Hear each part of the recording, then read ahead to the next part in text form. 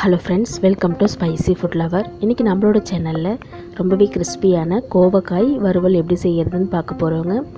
இந்த கோவக்காய் ஃப்ரை பார்த்திங்கன்னா சாம்பார் சாதம், ரசம் சாதம், எல்லா வெரைட்டி ரைஸ்க்குமே ரொம்பவே சூப்பரான சைட் டிஷ்ஷாக இருக்குங்க. அது மட்டும் இல்லைங்க, கோவக்காய் சாப்பிடாத குழந்தைங்க கூட இது போல் ஃப்ரையாக செஞ்சு கொடுக்கும்போது நல்லா மொறுன்னு சூப்பராக சாப்பிடுவாங்க. வாங்க நம்ம கோவக்காய் ஃப்ரை எப்படி செய்கிறதுன்னு பார்க்கலாம். இன்றைக்கி கோவக்காய் ஃப்ரை செய்கிறதுக்கு பார்த்திங்கன்னா 1/2 கிலோ கோவக்காய் எடுத்துருக்கேங்க. ஃபுல்லாக வாஷ் பண்ணி எடுத்து வச்சுருக்கேன். இதை நம்ம கட் பண்ணலாம். கோவக்காயை பார்த்திங்கன்னா இதோட மேல் பகுதியும் அடிப்பகுதியும் கட் பண்ணி எடுத்துகிட்டு ஒரு கோவக்காயை நம்ம 4ஆக கட் பண்ணி எடுத்துக்கலாம். நீல வாக்கில் இது போல் நம்ம 4 பார்ட்டாக கட் பண்ணிக்கலாம். அப்போ தான் நம்ம பொரிச்சு எடுக்கும் போதும் பார்த்திங்கன்னா நல்லா கிறிஸ்பியாக வரும். இதே மாதிரி நம்ம வச்சுருக்கிற எல்லா கோவக்காயுமே கட் பண்ணி எடுத்துக்கலாம். மேல் பகுதி அடிப்பகுதி கட் பண்ணிவிட்டு நீல வாக்கில் கட் பண்ணி எடுத்துக்கலாம். பாருங்கள், இது போல் கட் பண்ணிக்கலாம். நான் வச்சுருக்கிற எல்லா கோவக்காயுமே இது மாதிரி நீல வாக்கில் கட் பண்ணி எடுத்துட்டேன். நம்ம கட் பண்ண கோவக்காய் எல்லாத்தையுமே ஒரே பவுலில் சேர்த்துக்கலாம். சேர்த்தாச்சு. இப்போ நம்ம ரொம்பவே சிம்பிளாக ஈஸியாக இதை ஃப்ரை பண்ணுறதுக்கு மசாலா சேர்த்துலாம். 1/2 ஸ்பூன் அளவு உப்பு சேர்த்துக்கிறேன். அடுத்ததாக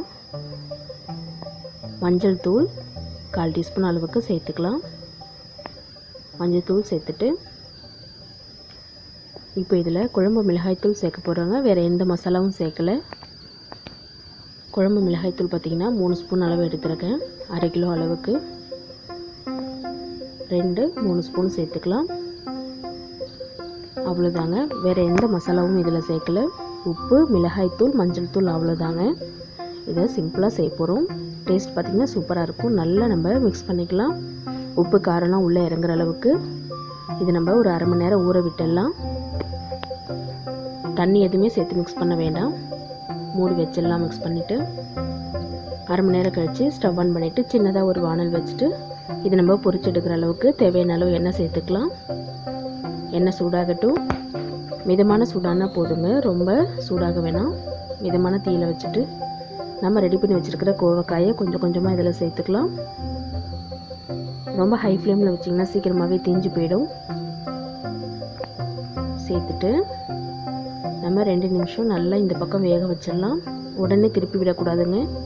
எண்ணெயில் சேர்த்துற பொரிக்கிற எல்லா பொருளும் பார்த்திங்கன்னா உடனே திருப்பி விடும்போது மசாலா உதிர்ந்து போயிடும். ஒரு 2 நிமிஷம் கழித்து நம்ம திருப்பி விட்டுடலாம். பாருங்கள், நல்லா வெந்துட்டுருக்கு. மெதுவாக ஒரு கரண்டி வச்சுட்டு திருப்பி விட்டுடலாம். போட்ட உடனே நம்ம திருப்பி போட்டோம் அப்படின்னா மசாலாலாம் பார்த்திங்கன்னா எண்ணெயிலே அப்படியே உதிர்ந்து போயிடும். திருப்பி விட்டுட்டு நம்ம ஒரு 2 நிமிஷம் நல்லா வேக விட்டுடலாம். பாருங்கள், நல்லா வெந்து கலர் மாறிடுச்சு. இந்த ஸ்டேஜில் நம்ம எடுத்துடலாம். எடுத்துட்டு நம்ம அடுத்த பேட்ச் சேர்த்துடலாம். இதே மாதிரியே மீடியம் ஃப்ளேமில் வச்சுட்டு கொஞ்சம் கொஞ்சமாக கோவக்காயை சேர்த்துட்டு நல்லா 2 நிமிஷம் வேக விட்டு அதுக்கப்புறம் திருப்பி விட்டுக்கலாம். நல்லா வெந்துடுச்சு பாருங்கள். மெதுவாக திருப்பி விட்டுட்டு